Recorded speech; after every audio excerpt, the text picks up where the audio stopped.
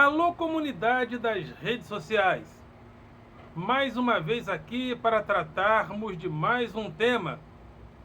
E o tema de hoje está em torno de uma pergunta: ditadura da beleza ou ditadura do ressentimento? Ontem eu estava com minha família no Dia das Mães e conversando com os meus irmãos, conversando com a minha irmã, que é psicóloga, e nós falávamos sobre vários tipos de comportamentos que nós vemos, inclusive hoje, em relação a jovens, eu em relação a meus alunos, minha irmã nos diálogos com pessoas, com amigas, enfim. E nós começamos a dialogar a respeito de alguns comportamentos diferentes que eu vejo, por exemplo, em relação a alunos.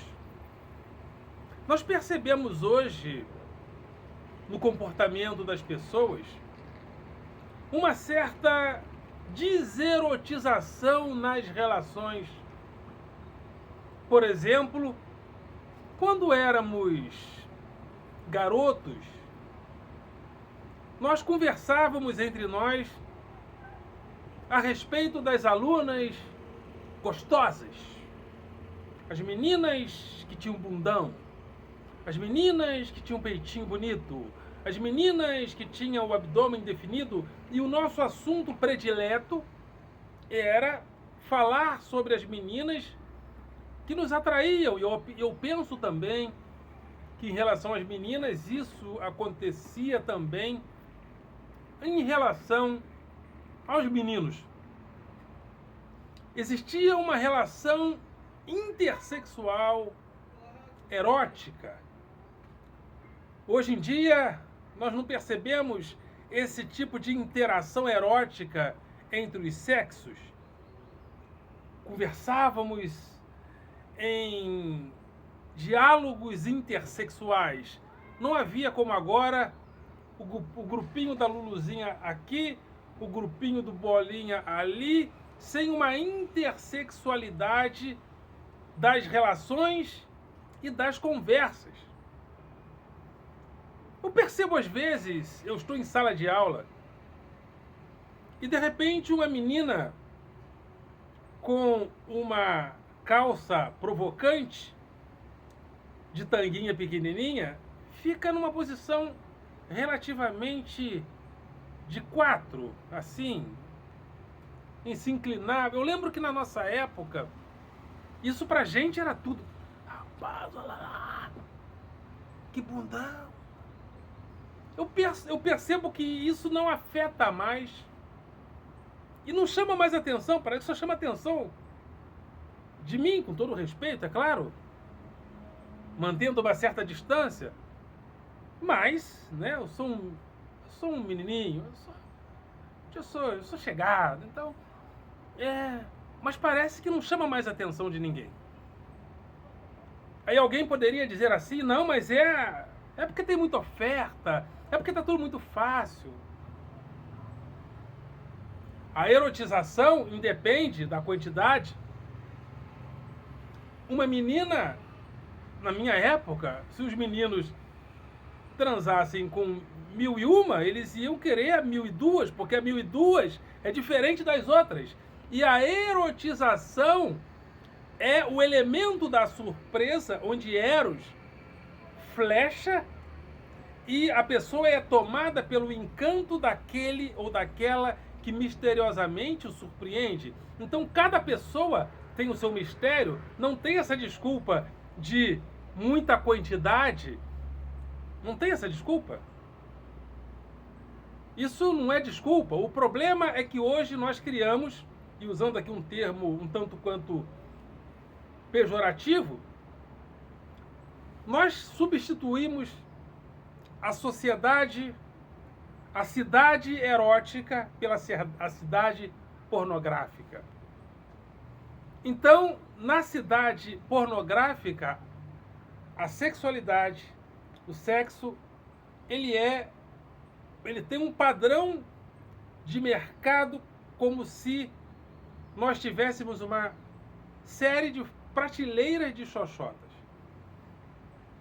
Porque, em se tratando, aqui usando mais uma vez um termo aparentemente pejorativo, as xoxotas e xoxotas, elas não são todas iguais. A partir do momento que nós ficamos indiferentes a uma posição relativamente sensual de uma menina, porque tem muitas semelhantes que nos cercam, é porque a pornografia, a imagem da pornografia substituiu ou substitui gradativamente a imagem da erotização, a imagem da eroticidade, porque Eros é o Deus que surpreende a todos diante dos encantos daquele ou daquela que nos aparece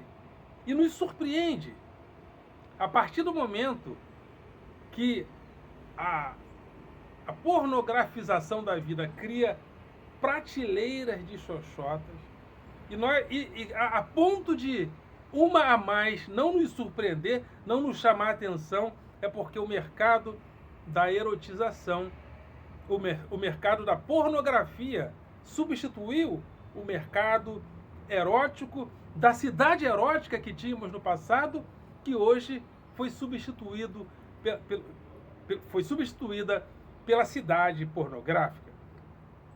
Tínhamos uma cidade erótica onde os casais se abraçavam na rua, se beijavam na rua, nos cantos, procurando um espaço onde aquela atração pudesse se dar de forma espontânea. Esses lugares de encontros da cidade, aqui continua muito calor, de vez em quando eu faço esse movimento, mas aqueles lugares de encontro da cidade, onde as pessoas nem precisavam se esconder para se abraçar, para se roçar, isso desapareceu. E essa deserotização da vida se expressa também, segundo Byung-Chul Han, na própria democratização exacerbada da homossexualidade. Porque quem é o outro em relação à mulher? É o homem. Quem é o outro em relação ao homem é a mulher. Mas, como homens e mulheres são diferentes e muito diferentes, nós deixamos a cada dia de aceitar o desafio da diferença e nos voltamos para o igual. Nos voltamos para a agonia do igual. Não que essas coisas não tenham tido no passado, mas hoje elas se mostram e se dão também por causa dessa agonia, a palavra certa nem é agonia, né? Porque agonia seria aquilo que estava morrendo, mas parece que nós estamos diante de um transbordamento do igual. Essa é a palavra certa. Estamos diante dos transbordamentos do igual que o mercado nos oferece. E como o mercado da pornografia é igualar as coisas, igualar os fenômenos sexuais como se eles fossem todos a mesma coisa a serem compradas no mercado pornográfico, nós já nos surpreendemos tanto, percebemos nos jovens essa não surpresa. E nós acabamos também, dentro dessa economia, criando um mercado de ressentimentos em relação à própria sexualidade. Porque houve no mundo moderno, no mundo atual liberal e neoliberal, uma multiplicação do ressentimento. E ao nos ressentirmos com o mundo, nos ressentimos também com a exuberância da multiplicidade da sexualidade. Por exemplo, nas escolas, é muito comum os alunos obedecerem aos professores e às direções e muitas coisas. Mas quer ver uma coisa que eu percebo que eles aceitam sem questionar? Escola não é lugar de namorar. Não estou dizendo que é, não estou dizendo que não é por enquanto, muito embora a minha posição é que escola é lugar de fazer amizade, de namorar, enfim. Na nossa época, na cidade erótica, os meninos se envolviam com as meninas, faziam carinhos nelas nos corredores da escola, as freiras do colégio católico onde eu estudava passavam e viam, e muitos casais se formavam e saíam de mão dada. Hoje isso acabou. Aí alguém pode dizer, não, mas é por causa da homossexualidade, então por que as meninas não saem de mãos dadas? Por que não há essa erotização? Porque nós substituímos a cultura erótica pela cultura pornográfica e criamos um mercado de ressentimentos, inclusive em relação à sexualidade. E o título que eu coloco aqui, que é o título a respeito do ressentimento, porque o mercado do ressentimento foi aberto. E por que o ressentimento aparece de forma tão efusiva nos dias atuais? Nós também abrimos as portas da sociedade neoliberal.